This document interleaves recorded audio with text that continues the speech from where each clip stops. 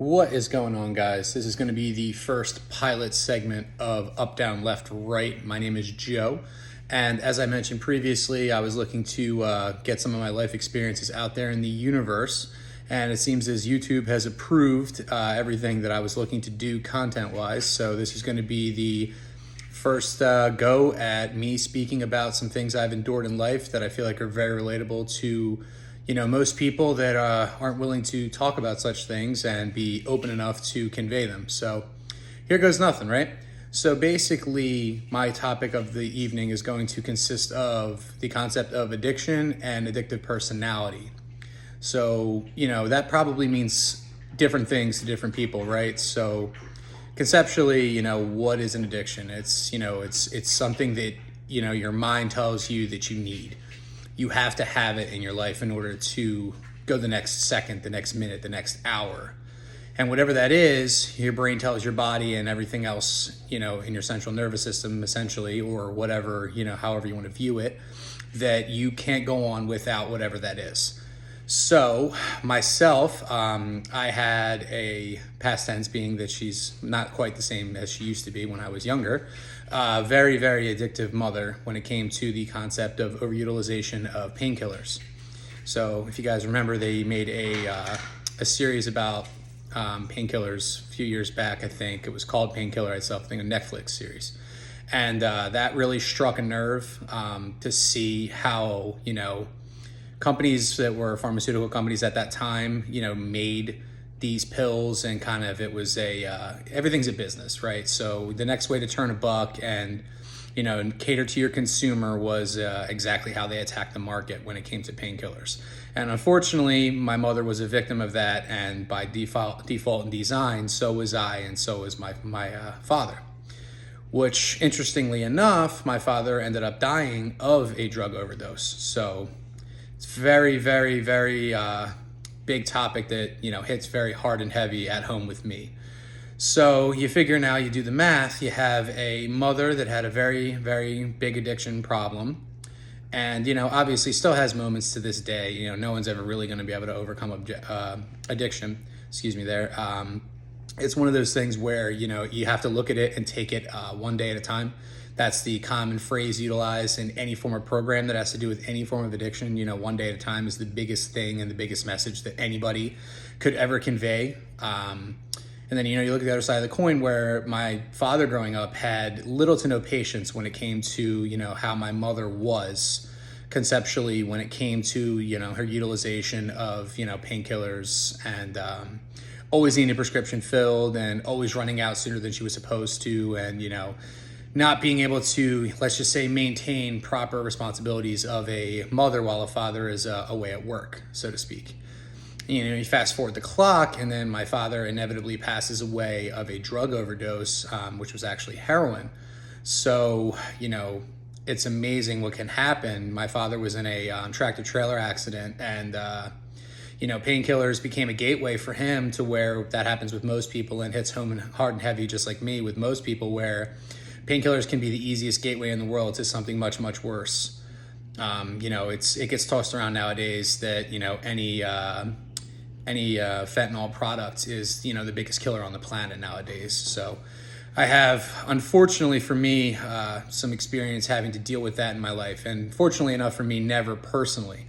I could speak on the concept of having a potential addictive personality, I could say, where I find myself, if there's a specific task at hand, I have to see it all the way through. I can't just start it and stop it midway. Could that be labeled as addictive? Potentially. It all depends on your outlook in life, and it depends on how you're really looking at a scenario. I could say confidently, a few years back, I could say the cliche of I fell in love with the gym and then started bodybuilding and things like that, to where the gym almost became an addiction. I'm sure some people looked at me like I was nuts, preparing for a show or something, where I'd walk into a restaurant with a container of chicken and rice and just say, hey, can I just have a spoon and a glass of water? Could that be labeled as an addiction? Could that be labeled as something circumstantially that, people truly don't understand why I had the want, need, and desire to do that? Is it just that I had a goal and that was, how I got there? Or was it, truly just something in my brain telling me that this is what I have to do, and not allow myself to believe any different? that's one of the biggest things when it comes to the concept of, looking at addiction or an addictive personality. And this is all open to interpretation. This just happens to be how I see it. You could love it, hate it, or feel indifferent about it. That's just, the nature of this, how this is going to go.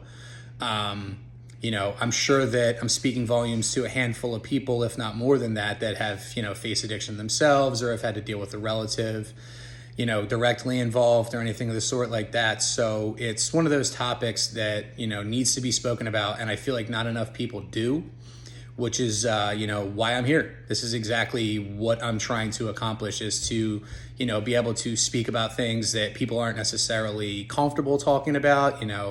Sometimes the common phrase is you have to get uncomfortable to get comfortable with something or anything. And, again, by default, I happen to have a ton of life experience when it comes to certain things like that. I've also been in 2 different relationships with people that have been in, different programs of, sobriety or, had problems in the past. And, that's no easy task either. And it circumstantially, shows you how strong you can be for somebody else. It shows you, certain character traits you may not even know existed. It shows you different things about yourself, that you would never have expected having not had those situations in your life. I'm a big believer that, things happen for a reason in life. People come into your life and go out of your life for different reasons that you may not even fully understand. And until you see the lesson down the road or the next day, the next month, the next year, you may never really understand why they came into your life, but just understand, I can tell you as living proof, they came into your life for a specific reason. It may not be easy to see. It may take you forever to see. But one day you'll wake up and fully understand why those people came into your life and why you, were who you were in those moments in time where maybe they needed you in any circumstance regarding that. Or they needed you to be a shoulder, or they needed you to be there in any sense, just, in any sense of needing anybody. So this is one of those things for me, like I said, this is one minute topic I have to speak on. And, again, I'm sure there's going to be people that don't like what I have to say in regards to this specific topic or any topic that I plan on speaking about. To be completely honest and transparent, that's for you to say. I'm sure there'll be comments. I'm sure there'll be certain things that get tossed my way when it comes to, what I'm looking to accomplish here. But that's why I'm calling this up, down, left, right. You really never know what's going to come of this. Circumstantially speaking, for me, I'm just looking to get a message out there that it is okay for people to not be okay certain days. It is okay for people to have days that they don't feel are the best, and they don't wake up and feeling like their day is going to be a 10. And, circumstantially for me, I try to make the best out of every day. Me personally, I dealt with circumstances where, losing my father was very, very tough for me. My father at that point in my life was one of my best friends, and losing him to something that I never thought I would was completely and utterly shocking to me. And I'll share this little nugget of information as well. I happened to find out that my father had passed by myself. I received a phone call at work, basically indicating to me that I was his emergency contact. And from there, jumped into a car, drove directly to the hospital, and got down there as fast as I could, was put in a room, secluded, and basically was told by a stranger that my dad was gone. Now, me being me, if anybody knows my personality, I said, well, where is he? What does that even mean, he's gone? And, sorry, Mr. Soper, we lost him. It's like, what? And then it starts to hit, and then time progresses, and, close friends and family and everything like that, receive phone calls and show up to the hospital and things of that nature. And then before you know it, somebody from the prosecutor's office strolls in, and typically, apparently from, knowledge from what I understood from this circumstance, those people are only involved in circumstances where there's an overdose related to it. At least, that's what they told me. So, that is something that I will never forget. I will never be able to erase that from my memory, being told that my father was gone, just singularly by myself. Days like Father's Day, his birthday, things like that never really get easier in my brain. Certain things remind me, I guess there's I guess you could say like a higher power I have some belief in, that like when I want to tell him something, he probably already knows it or knew it before I did. Which is, pretty genuine of a belief. I feel like most people would feel that way. little signs that come up in certain circumstances. I usually, if I see a dragonfly, I think it's an indicator of him being present. I know that's very common as well. But before I get too off topic here, it's one of those things again where I think anybody that faces any form of addiction or loses somebody to anything drug related circumstantially, or loses anybody period, you're going to carry that weight with you as long as the rest of the time that you spend on this planet. So for me, I was asked a multitude of times, because I'll share another piece of information pertinent to my father's passing. My mother decided she was going to go on her own little bender, and I could have lost both my parents within 24 hours. It was probably the most terrifying thing I've had to deal with in my life, as my mother disappeared and had to be found in an undisclosed location that, let's just say that any and anything that she was looking for was readily available to her at the time. And we were able to track her down, find her, and she was in the hospital for a little bit after that. Still around to this day, happier and healthier than I've ever seen her, which is a blessing. Taking wonderful care of my grandmother. So, that, like I said, is one of the biggest blessings I have, still having her. But I don't know very many people that can say that they lost their father to one thing and then almost lost their mother in less than 24 hours to the very same. So again, if anybody, has any comments, anybody wants to have anything to say, they can shoot me messages, things of that nature. But yeah, these are all factual pieces of my life that I'm now at this point very comfortable sharing with anybody that cares to listen. So yeah, it's one of those things where you just really need to not be, what other people in your life were, right? So you could literally make a decision. You end up with a crossroads in your life where, well, do I just spiral out of control and hope that nothing bad happens to me and, go smoke a joint or go snort a line or go on a bender drinking or whatever, whatever I want to start a gateway into.